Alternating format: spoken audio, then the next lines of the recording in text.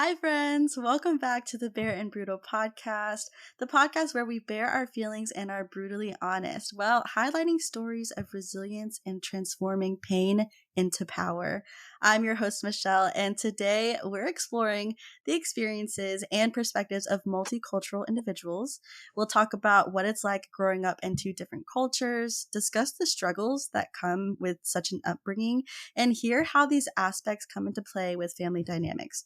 We are joined with two people I'm so excited to have on the show, Kas and Kai. They are hosts of the Real Talk with Kas and Kai, their podcast, and they are a mom and son duo who represent just the unique experience of being Blasian Hapa.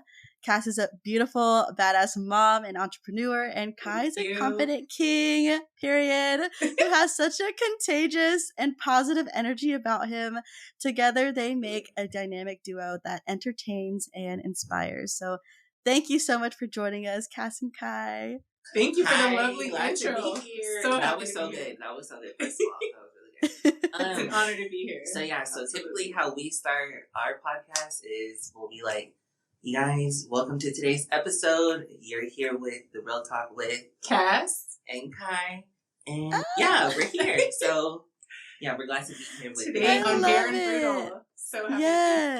Yes. Well, I have to tell the audience because when I first started this podcast, I literally went on Instagram, was searching for other podcasters because I'm like, I need some help. And I discovered y'all's page. And ever since then, y'all have been so positive and just a great connection. Like, we bounce questions off each other. I give you tips and resources. And it's just been so great having this relationship with people that are so supportive of each other and like willing to help each other out in this community. Same. Yeah, that's what we did when we first started our podcast, and we saw your page, we saw so many other pages. So it's very it's an inclusive community. Yeah, very positive. Very positive. Yes, it is. Well, I would love to start off with just hearing about y'all's stories. Can you both introduce yourselves and just share a bit about your backgrounds? What makes Kas Kas and what makes Kai Kai? Okay, so sure. Okay, sure. So I'll go first. I'm Mom. I'm Kas. I am, how old am I? I'm 38 years old. I am originally from San Francisco, Oakland, Bay Area, California. I am, Michelle had mentioned it, we are Blasian Hapa, which is a fancy name for a mixture of a lot of things of the Black and Asian cultures. So specifically, my father is Bahamian from Bahamas, have some African descent, Nigeria, and actually he's got some Italian ancestry in there as well. I've come to find out just in my most recent years learning about my ancestry and things like that. And my mother, who I was raised with, single mom, is Chinese, Dutch, Indonesian, actually born in Holland, was raised there until she was 13, and she came here to America at the age of 13. So definitely part of our mission and who we are is that we are Blasian Hapa, mom-son duo, and our podcast name is The Real Talk with Kas and Kai. So that is encompassing a lot like yours, right? There's really no untouchable subjects, right, that we talk about. But specifically, we share from a multicultural and a multi-generational, obviously since I'm mom and he's son, point of view. And I would say just coming from such a diverse place as San Francisco, California, I have just grown up with a very open mind. I have definitely taken that with me in my years as I've grown just personally, right, outside of being a mom to him. And then I also have another son, Zen, who just turned 13 on Mother's Day, actually. Aww. So I'm a mom. That is a huge part of who I am in my background. But that's just a little bit about me. I have been in partnership or co-host with my son Kai doing our podcast since, gosh, I think October of 23. So hasn't been a year yet, hasn't been that long, but I'm just happy to be here and really use the platform to share our stories and connect with other people from all different walks of life. So, so glad to be here. So this is the other half of the Real Talk with Kas and Kai. I'm Kai. I'm 21 years old. I just turned 21 on April 28th. I'm a Taurus. Yeah, I mean, just to tell us some stuff about me, I'm a very positive, radiant person from others, from what I've heard. People told me when I walk in a room, I tend to bring smiles and much more. You know, just being the way so much has came up with me, my mom, like she had me at a young age, so it was just always us for a long time, for a decent amount of time, and yeah, I was born in the Inland Empire, San Bernardino to be specific, in California. I'm like, what else about me? There's so much to me. I'm fun. I like to draw. I'm into cosmetology. I like to do hair, makeup. I'm starting to get into nails. I'm currently in college too. I'm majoring in business education and technology. So, I'm just me. I still got a whole life of me ahead. So I'm just trying to take one step at a time, learn, and then just grow as a person. So that's what I love that so much. And we're definitely going to explore more of both of your stories as we go further into the podcast today. I just want to affirm what y'all are doing. I wish that I had this kind of relationship when I was younger, growing up with my mom, where I could be open with her and talk about the things that y'all talk about on your podcast, because that's really valuable. And for you to model for people a healthy mom and son relationship where you have that kind of open communication with each other is it's amazing. Thank you. Yeah. We've had a lot of ups and downs throughout the times, but this is my mom, my only mom. So, Yeah. Yeah. Hey, thank you for saying ups and downs that's definitely the goal. That's definitely the goal, because it's not easy to put yourself out there. I think in a podcast, it's just one person, right? It's not easy. That's what I've learned in being in this space. It's just, obviously we both picked very direct, out loud, right? Bare and brutal, real talk with Kas and Kai. So like we've talked a little bit before this too about just finding that perfect balance of being, bare and brutal and just laying it all out there. And also, just being mindful of the other hats and roles that we play. So thank you very much for saying that. It just is very affirming because it's something that I think about for sure. So of course. Well, I really want to talk about your Blasian heritage and how that has influenced both your personal identities and your family dynamics. Like, how was it growing up being Blasian? Tell me about, your insight into what it's like being Blasian Hapa, struggles, anything and everything.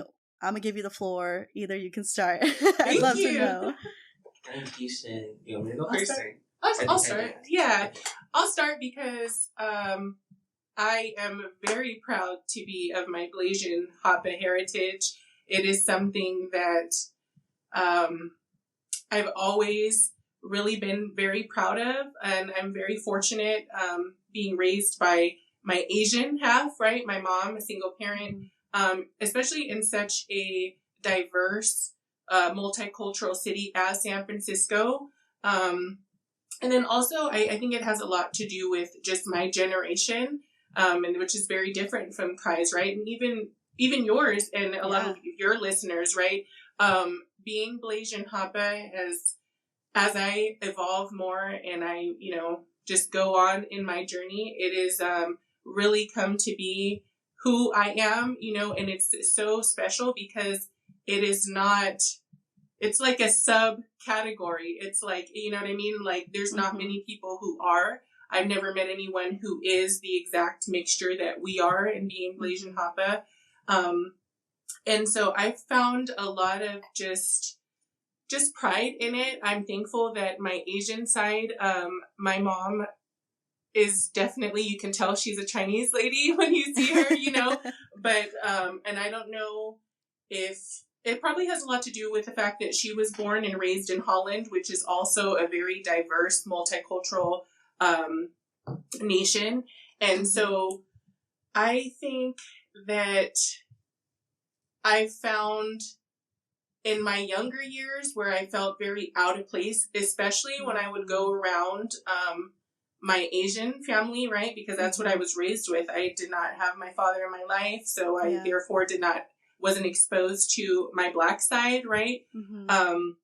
And so in later years, we'll probably go into that a little bit later, as I went and searched in my ancestry, and we talked a little bit about that because I know you're embarking on that journey, which is awesome. I definitely encourage everyone to look into 23andMe or some type of ancestry to really find out, because I think that, and I've always taught this to Kai and my other son, is that, you know, you can't really identify where you want to go really unless you really know like who you are, right? Where you come from, where you've been, how all these things really tie in. So in every episode that we do, and really every conversation that I have with Kai, I try and bring that to the forefront, you know, like, why is this happening? You know, on and off camera, it applies. And that's probably like my life's, my phrase for, you know, my mission is just one thing. How you do one thing is how you do everything.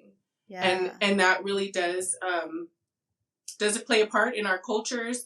And, you know, like I was saying, in my earlier years, I was very, you know, I felt out of place, especially when I was around my Asian family, because I was the darkest. I was, you know, culturally, I feel like, and generationally, it was very different. So I didn't really know how to be and fit in and still honor our Chinese heritage and our Asian culture, right? But now I've found those things that make us so different really help us to connect with people from all different cultures, right? And it's just that sense of pride that it's like, you know, you're one of one. Like, there's nobody, there's not a lot of people have the Blasian Hapa ancestry or background, and I've never met anyone that has our particular mix, which is really special. So just using all the things that, you know, at one point made me feel out of place, and using that as a gift, you know, in our uniqueness. So very proud. Thank you for sharing your perspective on that. I want to ask one more question, and then I'd love to hear from Kai and how that has worked into your personal identity. But you mentioned, Kas, how you struggled finding where you fit. And for me, I mean, I don't know what the experience is like to be Black and Asian, but as an Asian American, I experience that kind of conflict too, because there's times where, you know, I would go back and visit in Vietnam in the summers growing up. And when I go back there, they're like, oh, you're American. You're not Vietnamese. Or I come back here and I go to school, and growing up, I had experiences with racism or microaggressions, and these kids are telling me, oh, you're Chinese, or like, you know, you're not American, right? You're obviously so I can resonate with that experience of being pulled different directions and not understanding where you fit in it all. I'm curious though, like, how did you work through that, and how did you step into this confidence in your identity? That's really good. I would say I've always been a pretty, like, introspective person. So, like, anytime, you know, I'm faced with, especially when I'm faced with things that, like, I don't know what to do with, I don't know where to put it, I'm uncomfortable, I feel some type of way, especially if it's my culture, because that's something that doesn't matter what you do, that is still who you are. That is what people see. So I just would go inward with that. And honestly, I heard that from another episode of yours with David Allen Tracy, where he said, you know, you go inward, you do go outward in such a way, which I tell Kai and his brother all the time. It's like, you don't want to live your life in a way that you care what other people think, but you do care what other people think in a way that you want to be conscious of what you're presenting, right? And then also you go upward. So on top of being an introspective person where I go in, I go upward. And so I would just talk to God a lot. And in those conversations, you know, even though he's not a person, he can't necessarily talk back. The feeling that I left with is that that's what makes you you. And that is your power, that difference, right? Yes. So when I was coming up, I didn't see a lot of Blasians. I didn't see a lot of Blasian or Hapa people. I am a huge fan of Kimora Lee Simmons because as I was coming up, she was that one, right? She was a boss. She was a mother. She was all the things. And she was very proud of her being Blasian and her heritage. So I really just got more into my culture and I learned about it, and I wanted to learn all about my Asian side, and I wanted to learn all about the other side and what really that was in a way that I could define what being Blasian Hapa is. And so that's great. I also appreciate that there's more representation now in 2024 because absolutely back then we ain't had anything. So right, even seeing you introducing us and saying Blasian Hapa is like that's not anything that we haven't, that is not kind of common now. In my day, it was like, you know, we really have to explain what that is. So that is true. Yeah. We've come a long way. Well, Kai, please share, how has this affected your identity? I mean, love hearing from your mom, but I'm 24, so I'm closer in age with you, and I'd love to hear your experience in growing up. Yeah, so basically when I was younger, you know, my mom, she always taught me, like, oh, you're Blasian. So I'm like, okay, that means I'm Black and Asian. So whatever she is, I just took a quarter of that. That's what I am. Predominantly, I'm dark. I'm a little dark skinned. So your dad is Black? Yeah, my dad is just Black. So growing up, it was very much different for me because, when I was in school, very much the kids, they only saw me as a Black kid. They didn't, I mean, I never really had to explain, like, oh, I'm mixed. I mean, I did say I was mixed, but they were just like, oh. So a lot of the times people thought I was, like, mixed with Korean or I was Samoan or something, which wasn't the case because I would explain. I'd be like, oh, I'm Black and Chinese. And they're like, okay. So, like, that's how it was. But growing up, nobody saw me as the mixed kid. It was just strictly, I was strictly prone to the Black side. And I had my fair share of being bullied back in high school, middle school, elementary school, because I was like the tallest kid in my grade.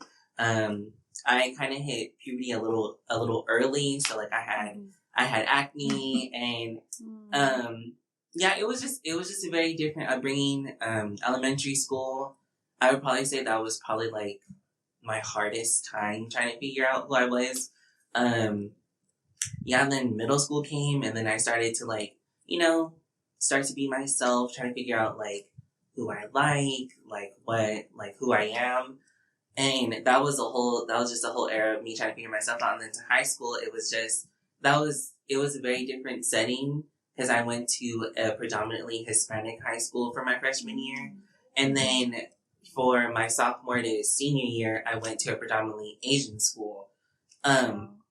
So with that, it was, I think for me, my struggle was I too Black for my Asian side, or was I too Black? Yeah, am I too Black for my Asian side, or am I too Asian for my Black side? Coming from being just, my dad, he was in my life. He was in my life, but he kind of wasn't at the same time. So I just remember my mom, she would take me over there on the weekends to go see my dad's side of the family. And my grandma, she's like my best friend on my dad's side. And yeah, sometimes like growing up, like, once I got to of age, they'll be like, oh, they'll make, like, little jokes and be like, oh, you're bougie. And it's like, why, what does that have to do with, you know, me being Asian or me being Black and Asian? Like, so it was just a very, like, I had my struggles of just trying to figure out, like, oh, why am I this dark? Or why do I have these type of eyes? Why do I look so different to everybody? And yeah, and it's funny that my mom said, like, when you see all of us together, like, when we go on family vacations, we're all different. We all now look I have different. Someone else. Now we all look different in some way. Like, you have my mom, you have me, you have my brother, you have my aunt, you have my grandma. I do have a sister, too. I should say that. Yeah. I have a sister. So she's Blasian Hapa as well. Same mom, different dads. Her dad is actually a lot darker than mine. And but she, like, literally, to everybody else, like, you can only tell that she's Asian because of her. She has the eyes and the skin tone. Very light skin, fair skin. But the hair is Black. So you can see. Wow. Yeah, so even there, I was going to say that too. That's a really good point.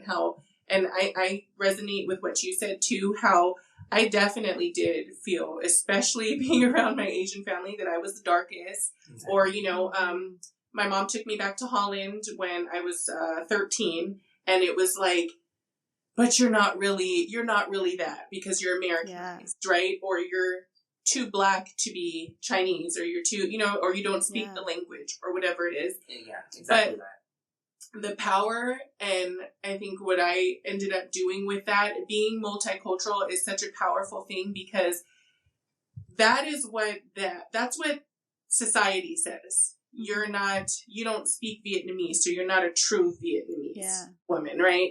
I'm too dark to be Chinese. I don't speak the language, whatever. I'm more this, not enough of that. Right. But I learned being multicultural and being exposed to so many different cultures. And I already was not what people were thinking. We already weren't, my mom and I, because she's Chinese to the eye, but she's the most downest, most Black Chinese lady I've ever come across. And most times that's what people would say, right? So what I found is that, you know, sadly, even when it comes from your family, when they saw Kai and they're like, oh, that's the Asian side, that's the Chinese side, you're bougie or whatever, that it's really just people's ignorance. Even when they, like, I appreciate when people just ask what I am, what my mixture is, what my heritage is, instead of assuming, because that just really exposes society's ignorance. You know what I mean? Like, usually if they do, they assume, and it's all the things that we're not. But it just shows that that's literally where they're coming from, and that's what their thoughts, you know. It doesn't really go outside of that. You know, it's Chinese, it's Korean, it's Samoan or Filipino. You know what I mean? Right. To kind of like bandwagon off of what my mom's saying, just like another thing I just got from like my struggles, especially being in school. One thing I had a hard time with was my friends wise, because I was very much to myself. Like I didn't know who to hang out with. Sometimes I'll go hang out with the Black kids. Sometimes I'll go hang out with the Hispanic kids. Sometimes I'll go hang out with the Asian kids. But to everybody else, they looked at me as like an outsider. Like they didn't know. So like a few times the Black kids, they'll be like, so like, are you really Black? Like, are you just like, is it just like, what type of Asian is it? And then I have to explain. And then to the Hispanic kids, they're like, oh, you're like different. And I'm like, yeah. And then you're brown like us. And then one of the things that I had to kind of like be conscious of, like when it came to like my Asian friends, sometimes like when I make a best friend with somebody or a close friend, I'll ask them like, what did you first think of me? Like when you first met me? And they're like, I didn't know how to approach you because you look intimidating. And I was like, me? Like, I'm intimidating? And then they're like, yeah, because they've never met someone like me. So that's the reason the reason why they said that. So I was like, okay, I can be mindful of that. Another thing, just to bandwagon of what my mom said, one of the things I love now in just being Blasian Hapa is when I see all of us together, like there's so many people that come up to us and they're like, your guys' family is so beautiful. Like, you guys are just, like, so, like, you guys are just beautiful. And we're like, thank you. And then that's the one thing that makes me happy about being Blasian and with my whole family is that, like, that's what I take from it is, like, we're different, but we're beautiful at the same time. So that's the struggles and the good things I took from being, you know, Blasian Hapa. And the generations, that's a whole different thing. So I'm sure. Yeah, we can talk about that all day. So, you know, too. So yes. Well, thank you for sharing. And man, you hit it right on the head on the nail when you were talking about how it's just people's ignorance. I mean, that's it. When people don't have exposure to these things, they just make their own assumptions based on the knowledge that they have or the knowledge that their parents gave them, you know? Exactly. Yeah. And I think too, Michelle, and you've shared a little bit about your background, right? And that you were raised with other cultures, which makes you multicultural as well, even though that's not necessarily your direct DNA or ancestry, right? But I think it's understanding that is when people don't understand you, it's because of their ignorance. It's because they don't know. But that, which is, I think that just came to me now, which is so important about us continuing our work. And from the point of view that we come from and speaking about cultures and these things, it's so important to do that because how will they know if we don't expose them to it, right? Like, because if you think about it, it probably is hard for someone who is of one culture, right? One dimension in that way to look at someone be really happy with themselves and at a place of peace in all of it, right? In all of their cultures. And that's what it was. And I think it's so important that we continue our work for others because it is easy to be multicultural. And when you feel that feeling of being the odd one out, no one looks like me, where do I go? You know, where's my sense of community? If you don't have people who are showing up and speaking, right, if there was no Kimora Lee Simmons, I might not feel this way. I might feel a little shame. I wouldn't be as proud, you know, to have these conversations and just be like, oh, I know you don't mean that. You just don't know. Let me show you, right? Yeah. So. And I think and sorry, last, society, like, to bandwagon off what she said, people need that labels. Was another thing too, visiting like my great grandparents and stuff. Whenever we would go visit them, like we would have family fly in from Holland, Sweden, all that. So when we were all like in a like area together, like I'll just look at everybody and be like, that made me start looking at myself differently because it's like, oh, I'm the darkest one here. I can't speak Dutch. I can't speak Chinese. So like it just kind of like sheltered me to like, you know, back then I to look back at my younger self to now, I used to be very sheltered, very quiet, very much like just sit there, look good, and that's it. Very observant. But now like just being a little older and grown, I just came into the fact of, you know, to embrace it, love it. Yeah. This is family at the end of the day. And it's whatever you make it, right? Yeah. That's what I've learned too. It's literally people saying things like that just exposes that they just don't know, which is that ignorance, which is not a bad thing. Now, if you choose to stay in that, and now then it becomes, you know, prejudice and racism and things like that. But for the most part, I don't think that that's what it is. It's people are looking through their lens. And if it's a lens of being one culture, it is hard to see somebody be multicultural and to see somebody who is completely happy and whole and loud in that, right? But that's society. So I think that that's... you know, we've come a long way, and I had my little fair share of racism because back in school, nobody to nobody that doesn't know me, they only saw me as the black kid. Like they didn't like, even though I would say I'm mixed, they didn't care. I'm the black kid, so I did have my fair share of like, you know, being called like blackie and all this other stuff. And I mean, it was back in like elementary, middle school. It was kind of hard back then just because, like, that was just the kids back then. And that was how we grew up. Kids are brutal. Because, you know, kids brutally honest. Kids back then, in my time, it was very, we're in the same generation, so it was a little bit probably the same. So it was just, it was hard for being in school, but it made me the person that I am now, to where I don't let no one tell me who I am. Period. I know what I am. Period. So, and you just don't know, and it's okay. Yeah, I would rather prefer someone to ask me instead of assuming, just because it's like, you may not know, and I'm willing to teach you if you're willing to come at me correct. Exactly. And that helps to brighten your horizons too, because there's so much more than, you know, the general Chinese, Korean, you know what I mean? And even Korean, and that's over the last few years has, you know, Korean culture really became very popular and cool and things like that, as it should, you know, but it's just to show that there's so much more out there. Yeah. And I think a lot of the times people see multicultural individuals and they might say, oh, well, you know, I don't see color. Like, everyone's human. But I think, though, that it is important to acknowledge, like, there's colorism. Colorism exists. Heck yeah. And I mean, y'all are talking, you know, about your experiences, but it's going the other way where you like don't acknowledge it at all too is not the way to go either. And I think it's important to honor both sides.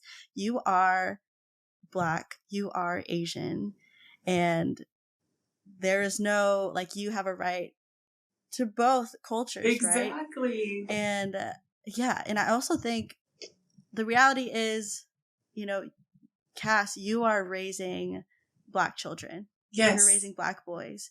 And in today's world, unfortunately, comes with unique challenges. Yes. Especially considering the societal issues and the safety concerns that, fortunately, you have to deal with as a Black man. And I would love it if you could just share how you have navigated these challenges as a mother and what things you have done to support and protect your sons, especially the unique situation you're in where you were raised by your mom who's Chinese. So how did you go about this as a mom? Wow, that's a really good question. I'm going to try and not get emotional because I don't know why I'm if talking she about... cries, I'm not going to cry, so... Hey, we'll all cry together. It's my time, so I'm already like... Listen. I was crying, girl, listening to your stuff before this and everything, so...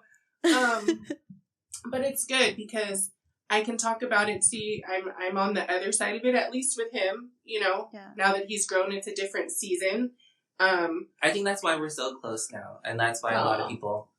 That's why when they see me, they see her, and when they see her, they see me. Aww. So, I think that was my upbringing with me around because it was just us at one point. So yeah, so. I mean, I've been actually my wife and I just celebrated 11 years of being together. The other day, we've been married. July 22nd, I think it'll be 8 years. Congratulations. But thank you so much.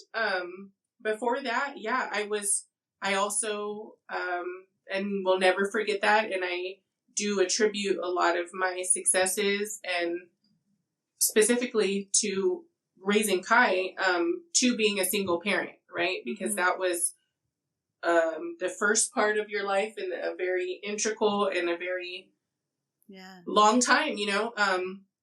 And so I would attribute it to, honestly, God, that whole, you know, what David Allen Tracy said, I mean, that just really summed it up. If I could give, you know, someone in a different generation in their 20-somethings, to my children, to other mothers, to other Blasian Hapa, to other anyone, is, going inward, being mindful of what you're presenting to the world, and definitely upward. Because how would I do it being raised by an Asian woman? How would I do it going through all of the generational changes, technology, right? Yes. All of the social, economic issues that we have all went through. Because let's face it, it's tough to be Black and Asian separately, right? The things that we've come through, that we've been through as a society and a culture over the past few years specifically. And so I always was very mindful of that. And then mindful of the fact that, you know, how am I going to do this? And I'm not a man. I'm not a Black man, right? I'm not a man. I was doing it by myself as a single parent. And I just wanted them to be solid. You know, I just wanted to, I envisioned this day sitting here and that he would be as awesome as he is. How we were going to get there, again, just a lot of prayer, community. I befriended mothers who were older than me, that had grown children, that had Black sons. Yeah. I was just open to, you know, a better way.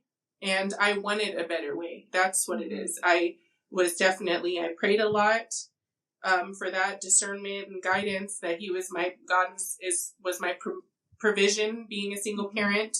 And I just tried to really think about what even though, you know, it's funny, as I said that I'm married to my wife, so obviously I'm gay, right? And so, and I'm raising men, I'm not a man. So I just tried to always hold on to what I thought a stand-up man would be, how I wished my father would have shown up for me. So that's what I kept at the forefront of my mind, and just, you know, and then also it's hard because knowing all those things, keeping all those things inside and still showing up every day, getting up, single parent, doing the whole rat race, having to provide, right? Things like that. And then also doing that, and society already had my story written out for me, right? As a statistic. So I always kept that in the forefront of my head too, to try and break those generational curses, right? Even outside of our own family, trying to break generational curses in our own family. That's what I just tried to keep in the forefront of my mind, how I would want him to be, how I'd want them to be. Well, you're getting me emotional now. Hearing you, oh my gosh, I'm literally about to cry. No, I know, I'm about to cry. Because hearing your strength and hearing how you were so intentional about being a mother for your son, we all got daddy issues in this room. Okay. But so when you said that you know, even though you didn't have that experience being raised by your dad, you thought, okay, well, how would I want my son to be raised? What would a stand-up dad do? And that really hits home with me, because my mom, I mean, she did the thing. And I commend you as a single mother and all the single mothers out there. I salute y'all, because you're doing 2 jobs. And I'm like speechless right now. Oh, okay. No, I don't mean to do that, but it is. I don't know, that's why I said I get so emotional, because it's like, and that's the thing about life, is that you get into it. So when someone asks me that, it's like I do get so emotional, because I really have to go back there. And you know that, I know even you guys being in your 20s, you've already lived enough of life to know that it's not predictable, right? That you really only can put your best foot forward, and that's constantly what it was. And I was moving so fast that it was like, dang, before I knew it, I look back and it's like, he's 21, you know? So it's like, it's not over, but it's a different season, which is what I constantly tell him. And especially with our podcast, like I said, is that I'm constantly like, that's who I am. I'm a real person. Like, constantly, Kai could tell you on and off the podcast, right? That like conversations with me, like they'll be like this. We're laughing, and in 20 minutes we're crying. We're having all the feels, right? That's the realness. That's who I am. But also like trying to figure out, like, because I am conscious and I do care about what I present, right? Kind of like, is it too much, right? But that's that little girl in me, and I think that's honestly, I attribute to more of my Asian culture, where we want things to look a certain way. Yes. And we don't focus necessarily on the feeling, where that comes from, the root of the problem. Yeah. The root of the gift, even if it's not bad, right? So really trying to find that balance, but it's about being intentional, like you said. That's how I did it. It's just being intentional, and it's like, I don't like this. I don't like that people look at me already a certain way, that my story, statistically, my story's already written, and I don't like that, and I want to change that. So used a potentially bad situation, a hard situation in being a single parent, and just tried to make it the best. You did what you could, and you did it. Thank you. Kai, if you're comfortable, I would love to hear your insights on being raised by a single mother, and also, do you feel that you maybe missed out on the experience being raised by a Black man? Were there things or times in your life where, you struggled with feeling a little lost? Because I'll tell you my experience. I mean, I don't know my biological father, and he wasn't in my life. I was raised by another man. That dad ended up also leaving my life. And that's been something I'm still working through. So I'd love it if maybe you could share your experience and if you've navigated challenges with our daddy issues. Yeah. This is good. So, I mean, just to start off with, like, being raised by a single mom, just being grown now, when I look back at my life, I can only say I'm very appreciative of what my mom has done for me. I'm trying to get a little bit. I'm like, yeah, my mom, I'm gonna get some tissue. I'll let her get some. Get some for me too. You of course. So just We're tissues. Yeah. So just to kind of just start off, my mom, she was a single mom. My mom, she was, her main thing that I took from what just being us, was that she just wanted to provide for us. So, like, I would have babysitters that would, because she would work those long nights to make sure we have a roof over our head, food in our stomach, clothes on my back. As long as I had those, I was perfectly fine. Yeah. So with that, I was always happy with my life. Like, even though my dad, he is here and I know who he is, but internally and mentally, I don't know my dad, basically. Like, he's not really, I more so see my dad as an older brother type of sense.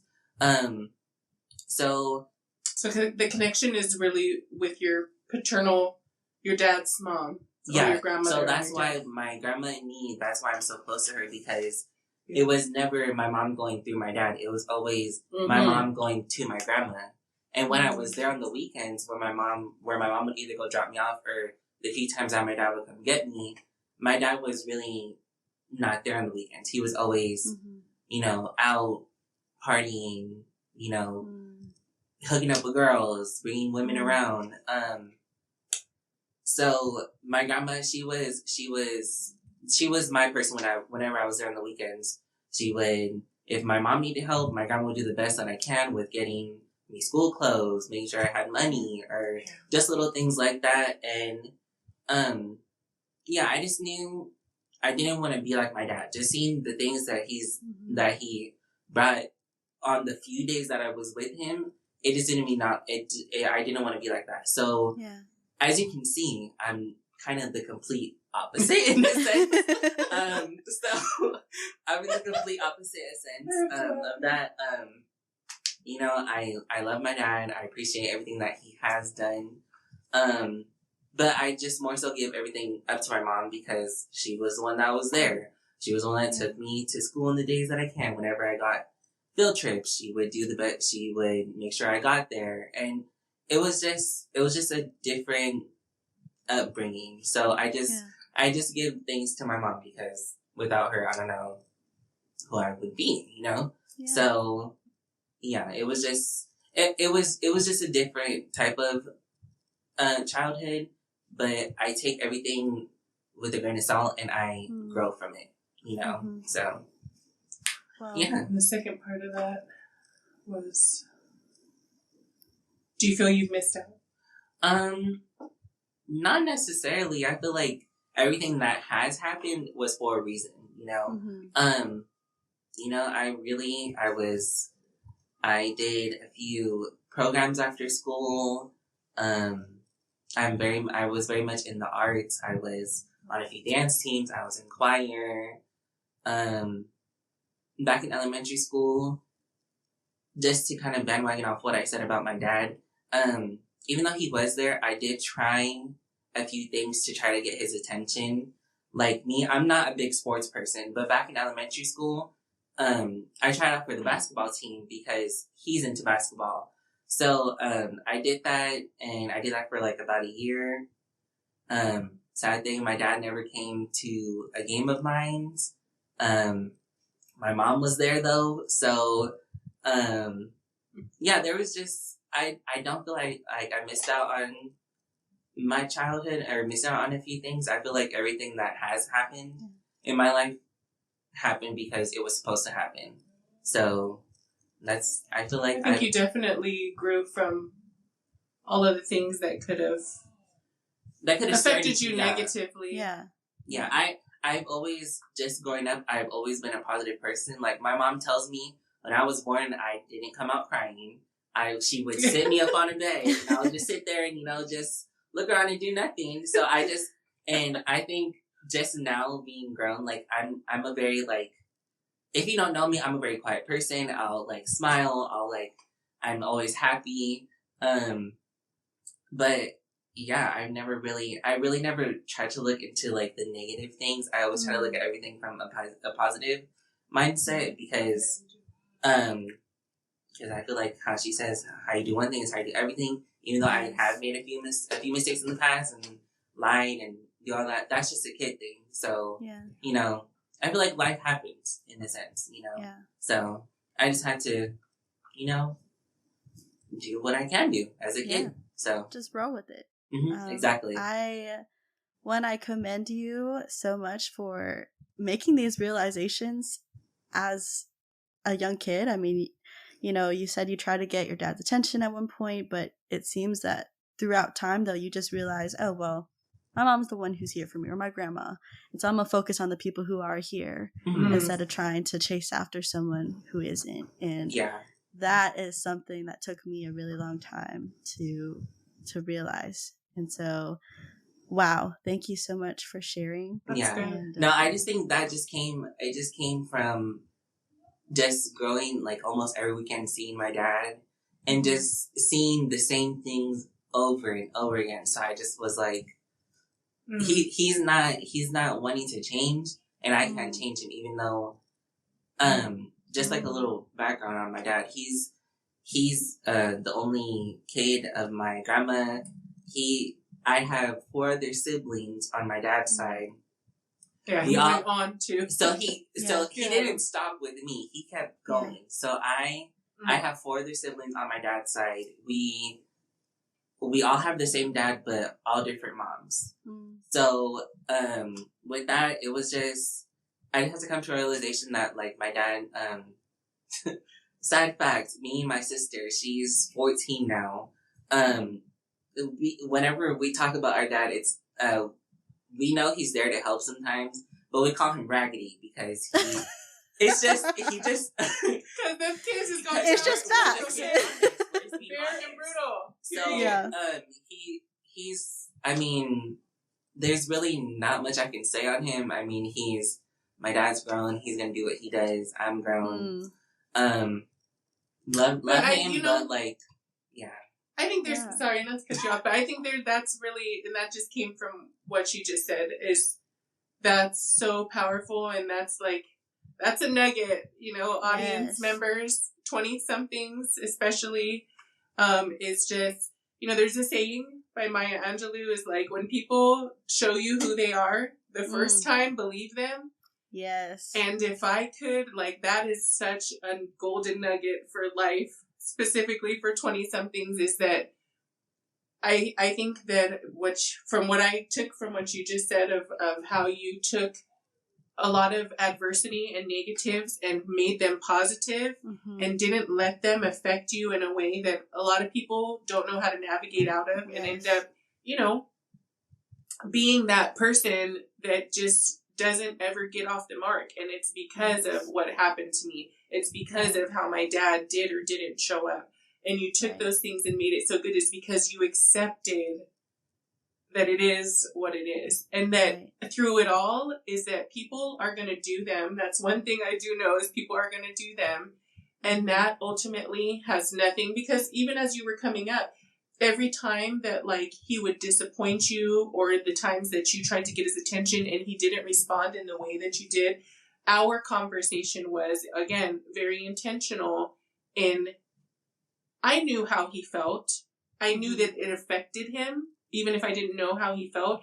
And so I used that opportunity to talk about it. Yeah. You know what I'm saying? Because I think that's another thing about just being a parent, especially in today's culture, is that it's so separate. You know, the kid is almost like parenting themselves in a lot of situations, because there's no open space with the parents. They don't know where to go that. And in life, you're going to feel those things. That's inevitable. But you should ideally be able to go to your home base, your parent, someone, right, where you can feel bare and brutally, that's how I feel. It sucks. I don't like it. I wish it was different. And then just being like, you know what? That's him, but how am I going to respond? And that's always our conversation. Man, yeah, no, that does suck. I know how you feel. I actually have a very similar situation with my dad, right? But that is one thing where I feel like we even broke the generational curses with us, is because I already knew those things. A lot of things that he's saying about his dad now, I already knew that. And I never kept him from that. I still, every weekend, I made sure he was there, because I did want him to see the Black side, right? That culture, that other side. And I did want you, whether he was there or not, or whether he showed up the way that we want him to, ideally, I wanted you to make that choice on your own, which is always going to happen, which I knew in my own experience is that my mom, it doesn't matter like how she tried to control it, or even if she did or not, you're going to feel how you feel, and the truth always comes out, right? Yeah. And that's where we're at today. Just to say, like, back then I always used to, you know, like, there was only so much crying and sadness I could go through as a kid, especially. So, and there was a few times where it's like, I would question my dad, but then it also made me, like, look at my mom some type of way. I don't know how, but it just made me look at her some type of way. But then I had to, like, after the few years, I had to slowly realize it's like, it's not my mom's fault. My dad is who he's going to be. My mom is her own person. She's the one that's here. And even though he is here, he's not here. So that's it was just, even though I started it at a young age with my dad, just realizing like, oh, he's never gonna be the dad that I want him to be. Maybe when we get older, he might be, I don't know. Yeah. But it's going to be because it's all because he wants to, not because I told him. And there's been plenty of times where I tried to reach out and tell him how I felt, and he maybe took it in, and maybe he took the information and kept it, or maybe just went in one ear and out the other. There was just those times where I was super sad, but then it was like, what's the point of being sad if he's doing the same thing over and over again? You know, so I just had to realize at a young age that like I'm gonna be there for me, and the person that's got my back is my grandma on my dad's side and my mom and any other family members too. So woo, this is some powerful stuff, y'all. Oh my gosh. Well, one, I relate so much with y'all's stories. Ooh. Emotional again.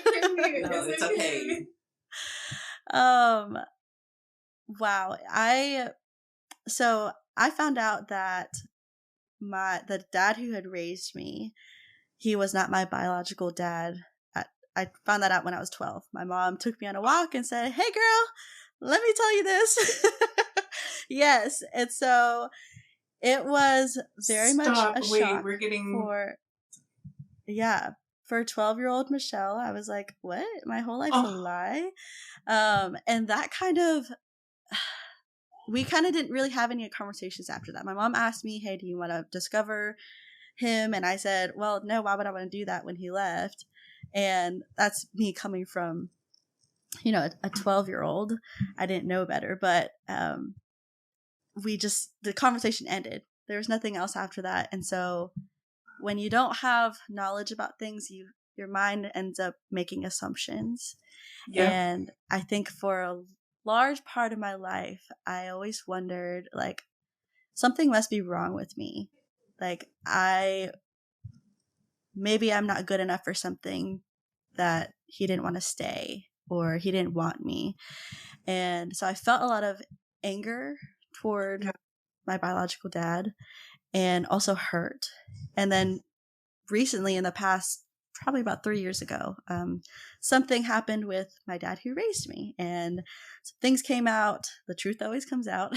And ended up, I set some boundaries, and I said, I can't have you in my life anymore. And so I lost that dad. And that was a huge mourning process for me. And I went through a period of time where I was like, something must be freaking wrong with me that no one wants to stay in my life. And again, we didn't talk about it. Mama and I didn't have some conversation. She didn't sit me down. And recently, y'all, I would say like 2.5 weeks ago, I had a really, really vulnerable and honest conversation with my mom that we've never ever had before. I mean, I love my mom. She's like my best friend, but we never get close to tough stuff like that. And in that conversation, it all just came out. I was telling her, all my life, I always wondered what's wrong with me. Like, why am I not good enough for these men to love me enough to stay? And that stuff follows me in my relationships and like how I've functioned and made decisions throughout my life. And hearing my mom was saying, I didn't want to talk about these things with you because I didn't want it to bring any more pain. And like you mentioned earlier, Kas, it's kind of like the Asian side where we try to keep up appearances and facades, and we try to push things down and just swallow it. Them. Yes. Yeah. And so I told my mom, I was like, look, Mom, I've made my peace with this. I don't blame you for any of these things. I'm just telling you how I felt. And it would have been so much better if you could have just talked to me about these things. If you could just told me and explained, Mom, or you and your dad, like, it's not working out, or just explaining and having the conversation with me that this is the reason why he left, or it has nothing to do with you. That would have helped me so much. And I told my mom, I was like, I want you to share these things with me. It's not going to cause me more pain. It's actually going to heal us if we talk about these things openly. And, she's crying, I'm crying, like ugly, sobbing, snot everywhere. Oh my gosh. And it was a really healing conversation. And, you talked about this earlier, how we're breaking these generational cycles, and it's hard work. It's so hard. Yes. And I had to come to a point where I extended grace to my mom and also to my dad, and understanding that, they did with what they could with what they had. And ultimately, I'm the one who's harboring this anger. I'm the one who's holding on to this resentment. And they say forgiveness is for you and not for the other person. Right. And so I had to take inventory and reflect and be like, okay, well, how do I want to live my life? Do I want to continue being this angry person? Like, no one would blame me. No one would blame you, Kai, for, going down a different path and being angry at your dad and making bad decisions. Like, people would understand. But what I love is that we both have we took a moment. We're like, hey, this is not how I want to show up. This is not the kind of life that I want for myself. And we're going to do better. And that is something really, really hard to do. And props to you. Props to both of you for you too. Thank you. You too. No, I was gonna say also, you know, having like my mom and my dad there. My mom, she never, like growing up, she really never badmouths my dad for me to look at him a certain way, because I think she knew that I was gonna come to, like, she already knew him. Yeah, I did. So she was like, she never really talked bad about my dad to me. She was like, she's like, I want you to, you know, figure out how you guys are gonna be and how you want to have that relationship with him, and that's just how I figured it out, because I didn't want to take that away. Yeah, and that's what you said too. You know, which defense of your mom is like knowing what she knew. Yeah. And then being mom is number one, right? And it's cultural, it's generational, it's everything. But I do believe that her intention was to stop the pain, was to stop the bleeding, right? But that's also one of those generational cycles that we don't realize, because the intent is right and it comes from a pure and good place. But we don't realize when we do that, how it doesn't stop it. In fact, when you said that forgiveness is not for other people, it's for you. By doing that, by parenting like that, by continuing that cycle, it absolutely doesn't stop it. And in my mind, my thinking was always like, I have to allow him to see for himself and make his own decision, especially because I knew what it was to not have my dad, and that my mom was my all. And that even I feel like my mom did that to a good extent, where she tried to protect me from further pain. But that blocked the ability for me to make my own decision and see for myself. Right. And then when that happens, it's like, that's really painful. You know, your mom carried that and she knew, and knowing that, and knowing how that will affect you, and that one day you could possibly turn and be like, not only am I upset that he wasn't there the way he should have been, my dad, right? But I'm also a little upset with you that you took that decision, that away from me. And, you know, and that's where, when you said that you had that conversation, I've also, you know, to be honest, today I'm not in contact with my mom. I haven't been for a few years, more so off than on. And a part of that, in my healing and that forgiveness that I had to do with myself first, and breaking that generational cycle, is that we have to stop doing that, because it doesn't stop it. In fact, it puts my burden, my mother's burden, on me.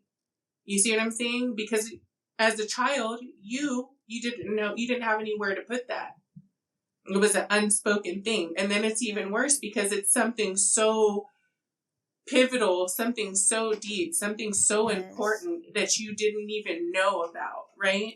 So I never wanted to take that away, and I was just prayerful still in that, you know, that he will see. And of course, not even prayerful that he would learn for himself. I was prayerful that he would change, and that his outcome, his takeaway would be different, you know. But then also just accepting that we can't change anyone. We can only change ourselves. Yeah, so. I was saying that because I felt what you were saying, like how you had that conversation with your mom and all that. I felt you on that. Like, I'm giving my props to you, because I felt the same way growing up. You know, my dad was here. I don't know him like that. So that's why I'm like, I feel you on that part.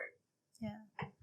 Well, thank you both for coming on here and being vulnerable and doing exactly what this podcast is designed for. I believe we'll start wrapping the episode up here now. But before we go, though, what kind of key messages or takeaways would you like our listeners to gain from your story and your experiences? I would just say to accept, we don't have to like that about life, that it's always something. It's always, there's a saying that it's like you're either coming out of shit, going into shit, or currently into shit. Yep. So it's always going to be something. And so, especially because I know you're 20-something, that's a lot of your demographic and your audience. For my son, right? Anybody younger than me, it doesn't even matter. His age is nothing but a number. You're wise beyond your years, Kai as well.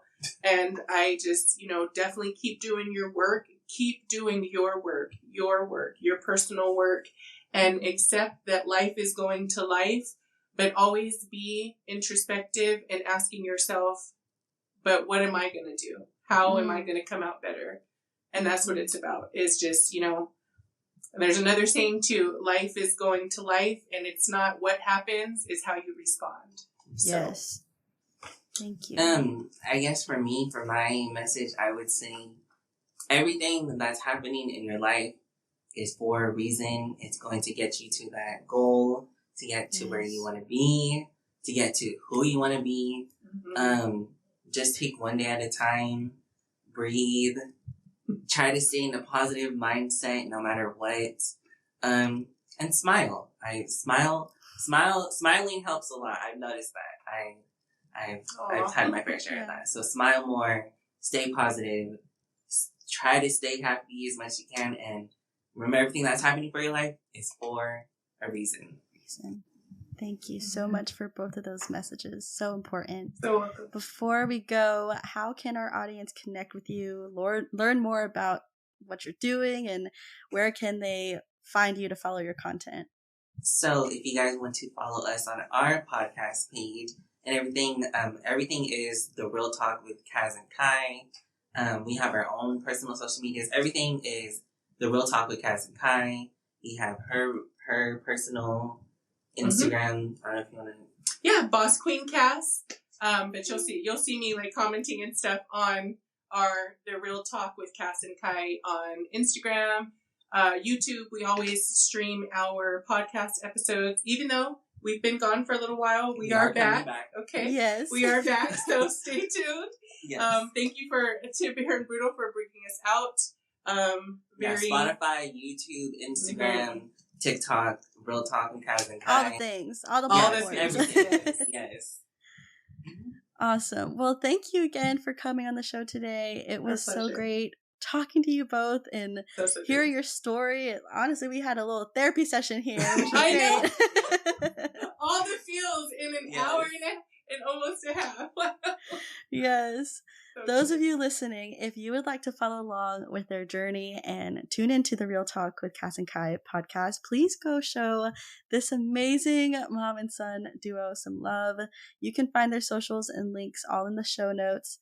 They've got so much entertaining content, so be sure to check them out. And thanks again, Kas and Kai, for coming on. Our pleasure. Thank you. Yeah. Thank you, everyone, for listening. And as always, I will talk to you soon. Bye. Bye.